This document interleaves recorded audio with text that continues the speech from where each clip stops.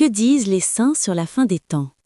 Ainsi, chaque génération de chrétiens devrait se tenir au poste de guet, scrutant l'horizon, scrutant toujours plus intensément, à mesure que s'écoule le temps. Saint John Henry Newman.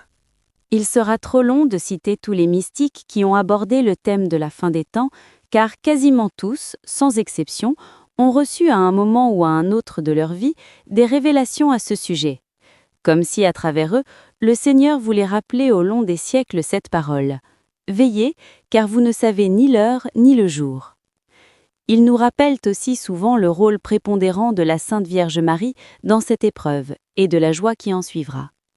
Il est encore bon de rappeler que la fin des temps n'est qu'une courte période, même si difficile, et qu'après viendra une grande période de paix, de joie et de grâce pour l'humanité. Nous proposons ici les écrits de quelques-uns des saints les plus connus. Maria Valtorta. Maria Valtorta est une mystique qui a eu beaucoup de visions sur les évangiles. Cela est moins connu, mais elle a aussi reçu beaucoup d'enseignements de la part du Seigneur sur beaucoup d'autres thèmes. L'un d'entre eux est un enseignement sur la fin des temps et la place particulière de la Sainte Vierge Marie dans ces temps. L'avènement du Christ, que les derniers temps annoncent, ne se fera pas par une nouvelle incarnation. Il ne viendra pas pour une seconde rédemption. Il n'y en aura pas d'autre, confie l'Esprit Saint à Maria Valtorta, car la première a été suffisante et parfaite. Ce n'est pas non plus par une seconde évangélisation qu'il viendra. Il ne viendra pas personnellement. Pourtant, il évangélisera en suscitant de nouveaux évangélisateurs qui évangéliseront en son nom. Ils le feront sous une forme nouvelle appropriée à l'époque. Cette forme nouvelle ne changera ni la substance de l'évangile éternel, ni celle de la grande révélation, mais lui donnera plus d'amplitude, la complétera, la rendra compréhensible et acceptable même à ceux qui, à cause de leur athéisme ou de leur incrédulité sur les quatre fins de l'homme et sur bien d'autres vérités révélées, allèguent qu'ils ne peuvent pas croire des choses qu'ils ne comprennent pas, ni aimer des êtres dont on connaît trop peu de choses, surtout si ce peu provoque crainte et découragement, au lieu d'attirer et d'encourager.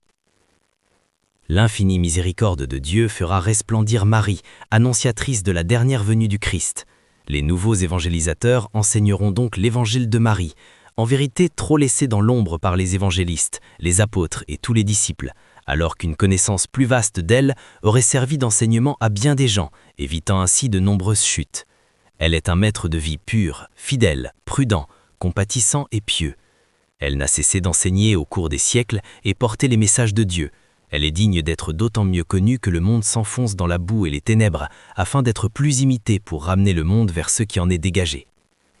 Le Christ cherchera à empêcher le reniement, non seulement de la religion, mais même de la raison, en ouvrant des horizons nouveaux et des voies éclairées par des lumières spirituelles, et en suscitant, chez ceux qui ne le repoussent pas ouvertement, un puissant réveil de la vie spirituelle, avec l'aide de ces nouveaux évangélisateurs, non seulement du Christ, mais aussi de la Mère de Dieu.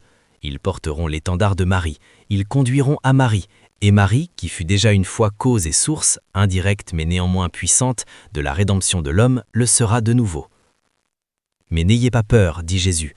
Après cette période de douloureux travail au cours de laquelle, persécutée par des forces infernales, l'Église, comme la femme mystique dont parle Jean, après avoir fui pour se sauver, se réfugiant dans les meilleurs et perdant ses membres indignes dans sa fuite mystique, je dis bien mystique, accouchera des saints destinés à être à sa tête à l'heure qui précède les temps derniers. Mais quand tout cela? Dit Jésus. Êtes-vous déjà rendu à cette heure ou êtes-vous sur le point d'y entrer? Vous êtes dans la crainte, vous vous posez des questions, mais vous ne voulez pas regretter vos péchés et vous repentir. Le quand ne vous sera pas dévoilé, il est inscrit dans le cœur des prophètes actuels. Mais ce que les 7 tonnerres leur ont révélé demeure scellé et ils ne le diront pas. Nous pouvons donc partager la science de la foi et des signes, mais pas celle du temps et du moment. Les humains seront en plein naufrage, tous, à l'exception des serviteurs de Dieu réunis dans la barque de Pierre et fidèles au saint navigateur. C'est alors que, tel un astre pacifique, sur les horreurs et les terreurs des ondes en furie, on verra se lever l'étoile de la mer, Marie, pour annoncer l'ultime venue de l'étoile du matin sur la terre. Vient ensuite l'avènement du Christ en gloire dans le cœur des hommes. C'est un événement claironnant, universel, visible de tous, mais le Christ ne viendra pas en personne, venu réservé à la fin du monde, il suscitera une dernière fois son esprit dans cette armée d'évangélisateurs préparée par Marie. C'est l'époque de l'unité des chrétiens, des croyants, et celle de la conversion d'Israël. Le Christ n'aura plus qu'un seul troupeau sur toute la terre qui aura été évangélisé. Ceux qui devront réunir les lignées autour de la croix pour préparer le rassemblement du Christ auront une main de père et de roi, et aucune lignée ne manquera à l'appel avec ses meilleurs descendants. Alors je viendrai, et je mettrai mon pouvoir à sa défense contre toutes les embûches et les ruses, les attentats et les crimes de Satan envers ma Jérusalem terrestre, l'Église militante. Je répandrai mon esprit sur tous les rachetés de la terre. Je me tiendrai comme une fontaine au milieu de mon troupeau recomposé, et je laverai en moi toutes les laideurs passées que déjà le repentir aura commencé à effacer.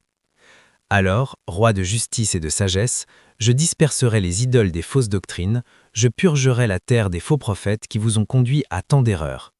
Je me substituerai à tous les docteurs, à tous les prophètes, plus ou moins saints, plus ou moins méchants, car le dernier enseignement doit être purifié de toute imperfection. L'archange qui a vaincu Lucifer et qui garde mon royaume et ses enfants sera celui qui apparaîtra comme un signe céleste au dernier temps. Cette annonce claironnante et universelle du dernier avènement du Christ provoquera un grand affolement. On se tournera vers ces évangélisateurs, apôtres des derniers temps, ignorés ou méprisés jusque-là. On les tirera par la manche pour qu'ils communiquent l'esprit de Jésus.